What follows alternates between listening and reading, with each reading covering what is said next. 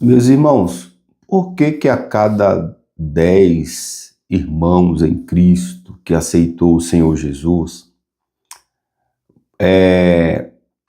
a cada 10, às vezes 3, 5 mudam de vida e outros continuam no mesmo patamar, mesmo tendo o mesmo Cristo, o mesmo Espírito Santo, ouvindo as mesmas palavras? Por que que uns conseguem e outros não conseguem? Será que Deus marca a nossa testa e diz assim, olha, você vai, você não vai?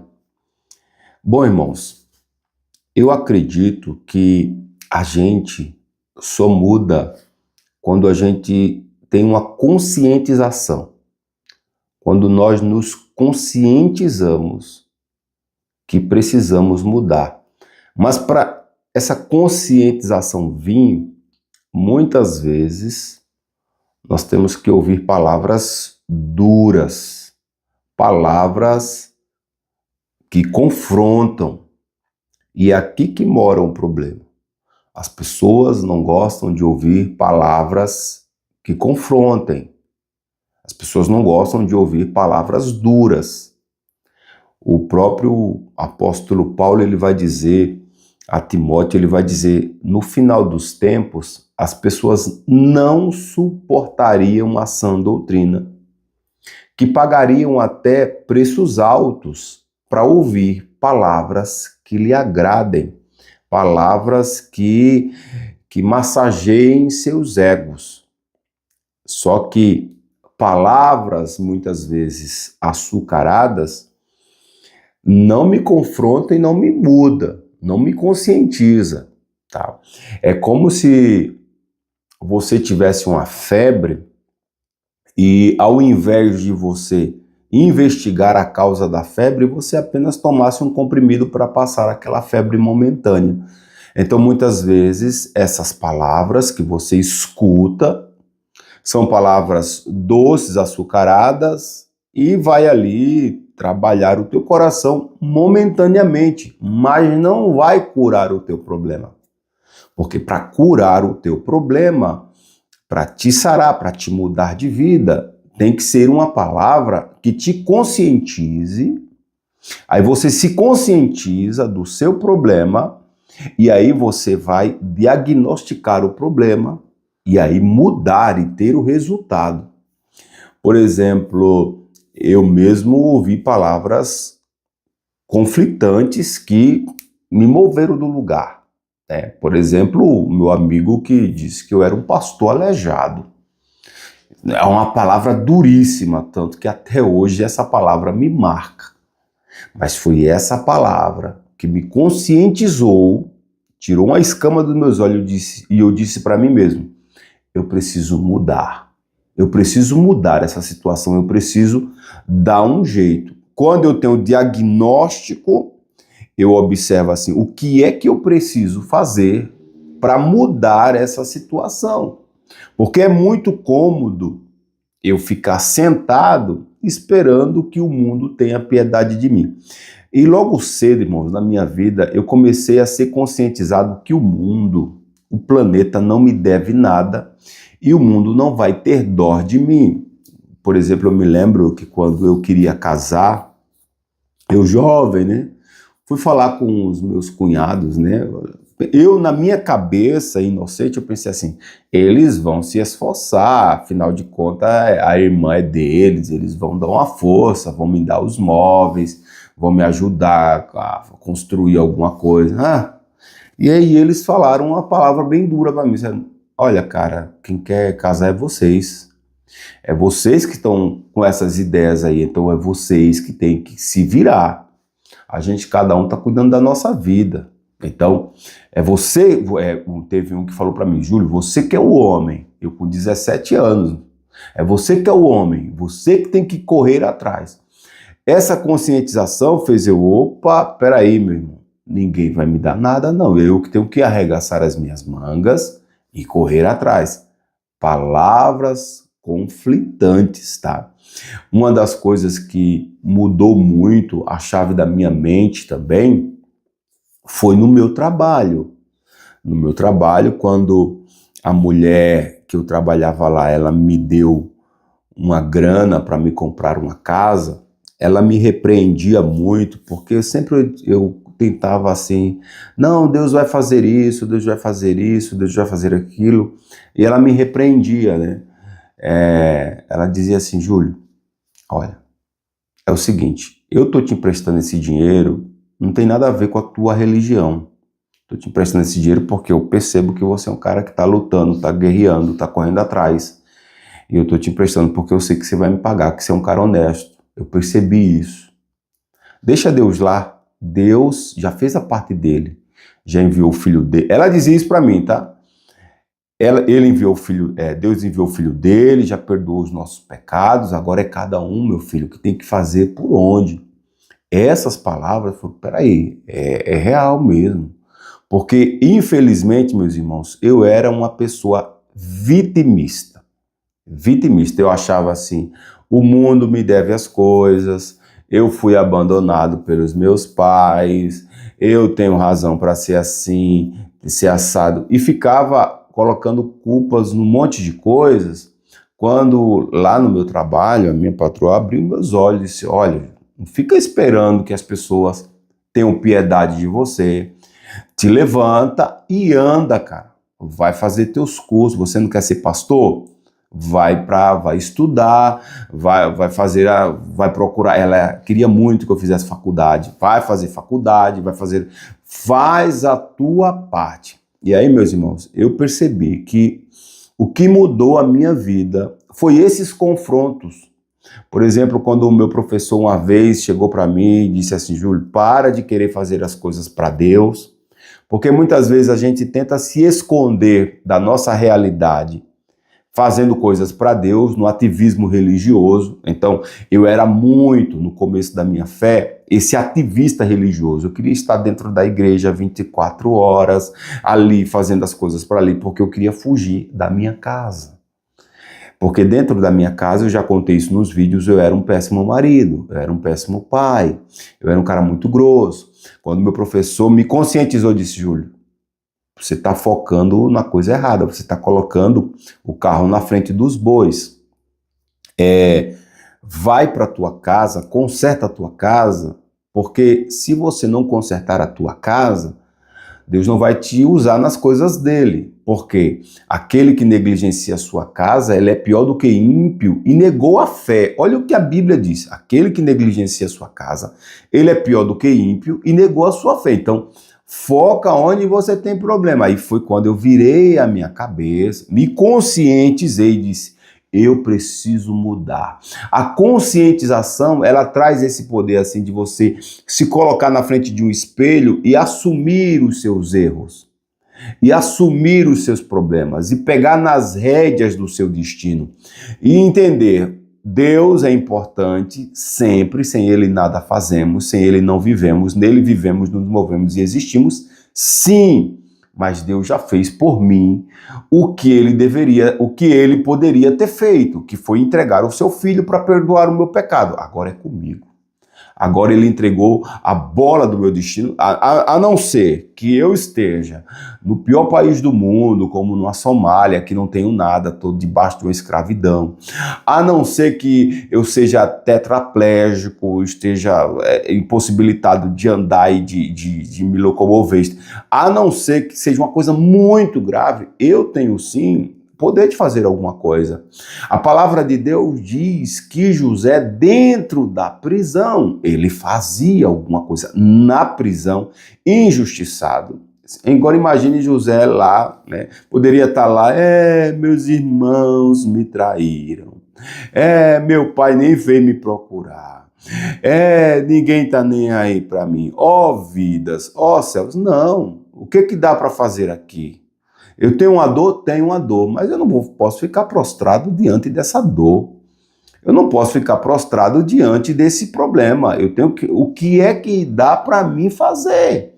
É aquela mulher que chegou para Eliseu e disse, olha, meus filhos vão ser levados porque eu estou devendo a grana, a dívida não foi eu que fiz, e muitas vezes é assim mesmo.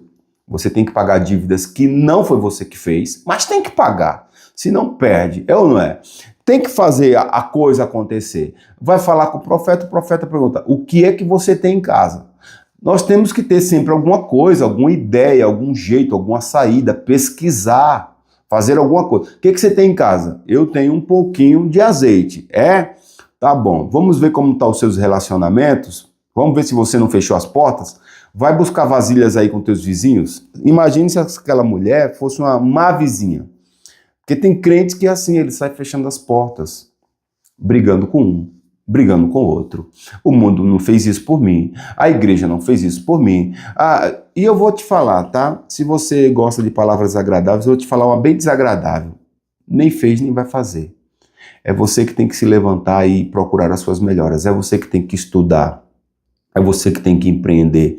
É você que tem... Se você ficar aí sentadinho, você vai morrer de fome. A palavra de Deus diz que o filho pródigo, quando a fome bateu, a Bíblia diz, né, que a fome o motiva. Quando a fome bateu, ele pensou, raciocinou, Deus deu o cérebro pra gente. Pensou, raciocinou e disse, espera aí, rapaz, deixa eu calcular aqui, o que é que eu posso fazer para mudar a minha situação? Você já parou para pensar nisso?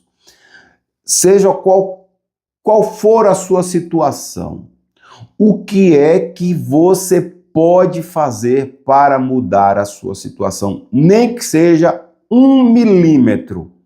O que é que eu posso fazer para mudar a minha vida? Nem que seja meio grau, qualquer coisa. O que é que eu posso fazer hoje? Eu vou te dar uma dica. Você pode se levantar hoje mesmo, tomar o seu café da manhã ou almoçar e fazer alguma coisa. Você pode fazer. O profeta diz, vamos ver como é que estão os seus relacionamentos? Pega lá a vasilha, pega o que tiver. Se tem um pouquinho de azeite, mas pega as vasilhas. Ele estava testando ali a rede de relacionamentos daquela mulher. E ela tinha bons relacionamentos que ela pegou um monte de vasilha. Olha, então ela era uma mulher que não fechava as portas. E tem muita gente que fecha as portas onde vai.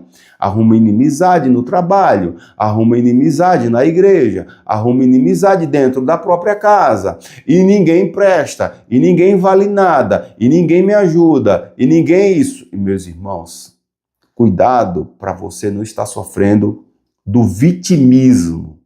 Vitimismo. Porque mesmo numa cadeia, a gente pode sim fazer alguma coisa.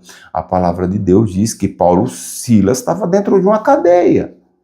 E eles oravam e cantavam. Então, no mínimo, por pior que seja a minha prisão, eu posso sim orar e cantar. E tem gente aqui que o Senhor manda dizer, não é mais para orar e cantar, diga ao povo que marche, é para se levantar e fazer alguma coisa.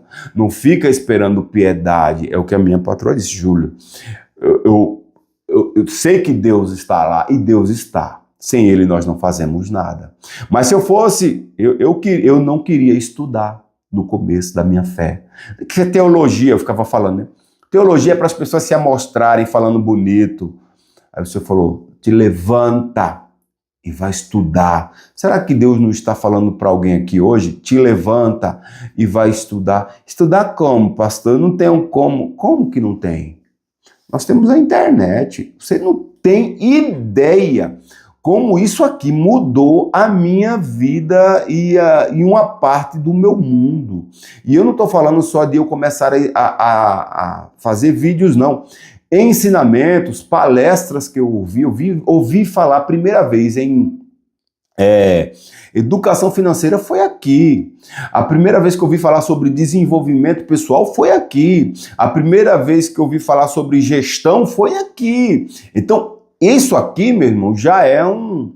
Agora, nós devemos tomar cuidado, porque muitas vezes nós somos vitimistas. Eu queria ler aqui para você o que é vitimismo. Está na internet, todo mundo pode acessar, tá? Porque eu percebo que muitos crentes não mudam de vida por causa de um vitimismo crônico. Eu vou ler aqui o que é vitimismo. Veja, vitimismo é um padrão comportamental ou psicológico, onde a pessoa se coloca constantemente como vítima das circunstâncias de terceiros ou do destino, exagerando ou fabricando sofrimentos para obter atenção, compaixão ou isenção de responsabilidade. É uma forma de autossabotagem que impede o crescimento pessoal, bloqueia soluções e transfere culpas e fracassos. Ou seja, eu não tenho culpa de estar sofrendo. Muitas vezes não. Sofreu um acidente, caiu num mau relacionamento, imaturidade, por falta de conscientização teve imaturidade, é um imaturo, e as pessoas não gostam de ouvir palavras conflitantes, a maioria já saiu do vídeo. Inclusive, se você chegou no vídeo até aqui, diz amém, porque mostra que você realmente quer mudar de vida. Diga aqui o seu amém. Então, é muito mais fácil, muito mais cômodo para mim eu ficasse sentado e com um péssimo casamento sem querer me mudar, porque a grande mudança começa dentro de você. É muito mais fácil e muito mais cômodo eu dizer assim, eu estudei só até a 6ª série, eu vou ficar carregando carrinho de mão, sendo ajudante de pedreiro. Não é indigno, é digno, é uma profissão digna, mas eu posso melhorar, feito um menino que eu estava conversando ontem. Ele disse assim, olha, os meus patrões já me conscientizaram que eu preciso fazer inglês, que isso vai alavancar a minha vida. Então, ele já tem a conscientização. Os patrões já falaram, agora cabe a ele vai ter que fazer, se ele quiser mudar de vida. Se ele não quiser mudar de vida, ele pode até perder o emprego, que o patrão vai dizer assim, eu dei a dica e ele menosprezou. Então, assim, meus irmãos, veja aqui também, características principais de alguém que sofre de vitimismo. Crença de que os problemas são causados por fatores externos, ou seja, não tem nada a ver comigo. Por exemplo, esse governo. O governo está lá, meu irmão. Você está aí na sua casa. Olha para a sua casa. O que o governo tem a ver com a sua casa? Com o seu guarda-roupa, com a sua cozinha. Começa por aí. É nessas pequenas mudanças que a gente vê os grandes destinos. É por aí. O governo não vai vir dobrar as minhas roupas, o governo não vai vir limpar a minha casa. Isso aí é comigo. A arrumação do meu altar é comigo. Fogo é com Deus. A arrumação do meu altar é comigo. Eu estudar, pastor, nossa, as pessoas falam, pastor, nossa, o senhor fala bem, o senhor fala de uma forma que conecta. Glória a Deus, primeiramente, sem ele eu não sou nada. Mas há quantos anos eu estou aqui falando? Há quantos anos? Comecei em 2016, então provavelmente já há uns 10 anos que eu estou aqui fazendo vídeo. 10 anos fazendo vídeos. E muitas vezes errei e erro, mas eu não parei. Eu sou persistente nas minhas coisas. Você tem ideia do meu tempo de leitura? Graças a Deus, Deus me dá tempo. Mas mesmo quando eu trabalhava fora, eu sempre chegava mais cedo e lia. E não estou falando isso aqui para me vangloriar. Estou falando isso aqui para te incentivar e dizer, olha, Deus colocou a chave do teu destino nas tuas mãos. Para de ficar tomando remedinho para febre e ver onde é que está o problema e ataca o problema e para de colocar a culpa em A, em B, porque A e B não vai parar suas vidas para te ajudar.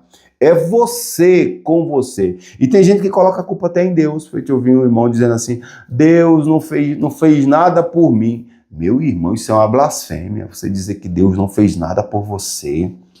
Você está vivo, você está num país que não tem guerras, você tá num país que tudo se plantando dá, você está num país que não tem grandes graus de inflação, você está num país que você tem liberdade religiosa, você está num país que você tem liberdade de opinião, você pode criticar até os governos, você está num país que não é o pior país do mundo, a 8ª economia do planeta, isso é alguma coisa. Você está num país que eu conheço gente que muda de vida pedindo coisas no farol. Pelo amor de Deus, você dizer que Deus não faz nada por você, sendo que ele deu o seu filho, o melhor que ele tinha na cruz, para perdoar os seus pecados. Cuidado para você não estar blasfemando. Manipulação, uso da posição de vítima para manipular e obter vantagens. Eu sou assim, eu quero entrar assim. Queixa crônica, foco excessivo no pessimismo, na incapacidade de resolver problemas. Eu faço vídeos aqui, irmãos, e falo várias coisas. Tem pessoas que ela procura um ponto que não agradou e vem aqui e faz um texto contra aquele ponto. Nunca fez um texto para elogiar as outras coisas que eu falo bem, só para criticar. Então, o problema não está no conteúdo, o problema está dentro da pessoa. E se ela não tiver essa consciência, peraí, eu preciso mudar. É o meu cunhado dizendo para mim, rapaz, é você que quer casar, você que tem que dar os seus pulos, vai correr atrás. Aí eu, opa! É o meu professor dizendo, Júlio, para de estar dependendo de carona dos outros. Mete a cara e vai estudar, vai tirar a tua habilitação. É a minha patroa dizendo, Júlio, deixa Deus lá no céu e vai estudar, vai correr atrás dos teus sonhos, vai fazer teus estudos. Você não quer? Então, assim, o que é que você quer, pastor? Pastor, eu não quero nada. Então, pronto. Se não quer nada, fica aí sentado, esperando, né, o tempo correr. Aí não tem problema. Agora, se você quer mudar de vida, não vai ser palavras doces como Deus vai te dar. Deus vai lhe dar, meu irmão, se você merecer. A Bíblia diz que Deus dá a cada um segundo a sua capacidade. O vitimismo, um mecanismo de defesa. A vítima enfrenta a responsabilidade, evita enfrentar a responsabilidade por suas escolhas. Eu escolhi errado. Tudo bem, escolhi errado. Agora o que é que eu posso fazer? Eu escolhi errado. E agora o que é que eu posso fazer? O que é que eu posso mudar? Como é que eu posso me desvirtuar disso? A diferença entre a vítima e o vitimismo. A vítima passou por uma situação injusta real, fora de seu controle, mas pode buscar superar. Vitimista, adota a síndrome do coitadismo como estilo de vida, paralisando-se, dependendo emocionalmente dos outros. Como superá-lo? Olha, isso é no Google. Dá tudo de graça para nós. Assumir a responsabilidade pelas próprias atitudes e escolhas, desenvolver inteligência emocional e autocrítica, focar na solução de problemas em vez da queixa. Eu falei para você sobre vitimismo e muitos irmãos sofrem disso e ficam esperando vir ajuda do céu. Sabe? É aquela coisa, você já deve ter ouvido essa anedota, que o cara estava numa ilha deserta e ele orou a Deus, disse, Senhor, me envia ajuda, Senhor. Aí passou um cara num bote vamos, ele, não, peraí, eu estou esperando em Deus. Aí passou um cara num jet ski, vamos, ele, não, peraí, eu estou esperando em Deus. Passou um navio buzinando, bom, ele, não, eu estou esperando em Deus. Aí ele morre. Aí ele chega lá no céu e diz, Senhor, eu clamei a ti, pedi ajuda, clamei, fiz jejuns, fiz tudo, pedindo ajuda e o Senhor me deixou morrer. Ele falou, não, eu enviei um cara lá com um jet ski, eu enviei um cara lá com um bote salva-vida, eu enviei um cara lá com um navio. É você. E eu conheço, tá, irmão? Crentes que a pessoa está desempregada, dependendo de migalhas, de cesta básica, e aí você arruma, olha, eu arrumei ali uma diária para você fazer. Não, irmão, eu vou orar, eu vou esperar Deus falar comigo. E fica nessa enrolação, em vez de se matricular em Seja, você pode terminar o seu segundo grau em um dia. Eu terminei. Eu estudei até a 6ª série mesmo e tive que sair fora porque eu tive que trabalhar. Não foi porque era um vagabundo, eu tive que vir trabalhar em São Paulo. Mas uma irmã chegou para mim e falou, pastor, se matricula lá, é rapidinho. Eu fui me matriculei lá no Enseja, lá. Um dia de prova. Um dia. Só do fato de você ir, você já ganha 60 pontos. Com 100 você passa. 5 provinhas fiz durante o dia. Olha, tem o meu certificado, validado pelo MEC. 1º e 2º grau. É só pesquisar, irmão. Ah, pastor, mas isso aí dá trabalho. Ah, quer dizer que você quer mudar de vida sem trabalho? Jesus Cristo disse, eu e meu Pai trabalhamos. Eu tenho uma comida para fazer, é fazer a vontade de Deus. Então, meus irmãos, a vontade de Deus é que nós cresçamos. Crescei na graça e no conhecimento. Mas é muito mais fácil eu ficar aqui deitado na minha cama e quando o Senhor Jesus perguntar assim, você quer ficar são? Então, Senhor, toda vez que eu vou, vai alguém na minha frente. Toda vez que eu vou, a minha mãe me abandonou. O meu marido não me ajuda. A minha esposa não me incentiva. O país que eu estou, a cidade que eu estou. Então, e aí? E aí? Mesmo assim, você vai aceitar a derrota? Você vai aceitar passivamente? Você vai morrer sem lutar? É isso mesmo que eu estou ouvindo? É isso? Ou você gostaria de ouvir palavras agradáveis? Eclesiastes 12:10. Procurou o pregador achar palavras agradáveis, mas escreveu com propriedade discursos plenos de verdade. Palavras doces não te movem do teu lugar. Não foram palavras agradáveis que me moveram para mudar de vida. Foram palavras que me trouxeram a responsabilidade, sabe? Jesus já derramou o seu sangue na cruz por mim. Me deu força para me vencer as bebidas, as drogas. E agora? Tem gente que para aqui. Não, aceitei Jesus, aceitei. Eu parei de beber, parei de fumar, parei de roubar, parei disso. E agora? E daqui para frente? Não, eu parei de beber, parei de fumar, parei de... Sei, tá? Isso aí é a primeira parte do filme. E o prólogo? E o final? Como é que vai? E daí adiante? E daí para frente? E daqui para frente? Me conscientizei, e agora o que é que eu faço com essa conscientização? Com essa informação que Deus me deu? E eu vou te falar, tá? Eu vou falar agora na direção do Espírito Santo. Diante de Deus. Ou você se levanta e muda, ou nada muda. Guarde essa frase. Se você puder guardar só essa frase no seu coração, já valeu todo. Essa conscientização. Ou você se levanta e muda, ou nada muda. É uma reflexão dura, eu sei, mas são as palavras duras que nos transformam.